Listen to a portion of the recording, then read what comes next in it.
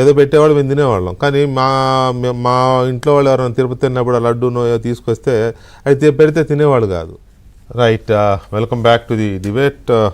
ఒక పెద్ద ఆయన మెసేజ్ పెట్టారు, కండువా ఇటుపక్క వేసుకోవాలో కూడా తెలియదు ఈయనకని. కండువా అంటే అది ఉత్తరీయం అంటాం కదా, భుజం మీద ఇటుపక్క వేసుకోవాలి, ఇటువంటి పండగలకు వెళ్ళినప్పుడు అప్పుడు వేసుకోవాలని. కుడి భుజం మీద వేసుకుంటే అది ఒక నెగిటివ్. ఆ ఫోటో కాదు, ఈ ఫోటో. అదేంటంటే అంటే సారీ, ఆయన పెట్టిన మెసేజ్ యాసిడ్గా చెప్తున్నా, నా వేరే విధంగా అనుకోవద్దు. ఒంటరిగా ఉన్నవాళ్ళు అంటే భార్య లేని వాళ్ళు, ఒంటరిగా ఉన్నవాళ్ళు కుడి భుజం మీద వేసుకుంటారు. అదొక ఇండికేషన్, నేను ఒంటరిగా అని చెప్పుకునే ఇండికేషన్ అది హిందూ ధర్మంలో అని ఆయన మెసేజ్ పెట్టారు. మరి ఆయనకి జగన్మోహన్ రెడ్డి గారికి తెలిసేసుకున్నారని నేను అనను, కానీ ఆ వేసినోడి కన్నా తెలిసి ఉండాలి, లేకపోతే అక్కడికి వెళ్ళినాక వాళ్ళన్న తీయాలి. మరి ఎందుకు తీయలేదు ఏమో నాకు తెలియదు, వచ్చింది కమ్యూనికేట్ చేయడం బాధ్యతగా చెప్తున్నాను నేను. రైట్, ఇక విషయానికి వస్తే ఎమ్మెల్యే గారు డాక్టర్ పార్థసారథి గారు ఇక్కడ ఒక రకమైన ఈయన ఎవరినో అట్రాక్ట్ చేయడానికి ఏదో ప్లాన్ అయితే చేస్తున్నాడండి.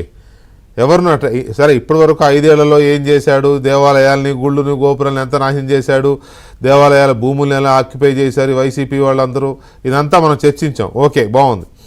కానీ ఈయన ఎవరినో ఆకర్షించడానికి ప్రజలనా ఇంకెవరినైనా తెలియదు, ఏదో జరుగుతోంది. మీకేమనిపిస్తోంది? అలాగే ఇప్పుడే జోసెఫ్ గారు కూడా అన్నారు, ఆయన ఇలా చెప్పుకుంటున్నాడు, బీజేపీ వాళ్ళు నన్ను ఇలా ఉండమని చెప్పి అంటున్నారని చెప్పి ఒక మాట అన్నారు ఆయన.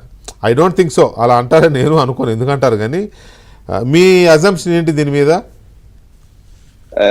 వెంకటకృష్ణ గారు, ఇప్పుడు జగన్మోహన్ రెడ్డి గారికి పదవి పోయిన తర్వాత ప్రజలందరూ కూడా నువ్వు ఈ ముఖ్యమంత్రిగా పనికిరావు అని ఇంటికి పంపించేసిన తర్వాత జ్ఞానోదయం అయింది అని అంటాను. ఎందుకంటే ఆయన మాత్రమే కాదు, ఆయనతో ఉన్నటువంటి వైఎస్ఆర్సీపీ నాయకులు, వైఎస్ఆర్సీపీ కార్యకర్తలు కూడా ఎంతో మంది, ఎందుకంటే రాష్ట్రంలో 80%, 82% మంది ఉన్నటువంటి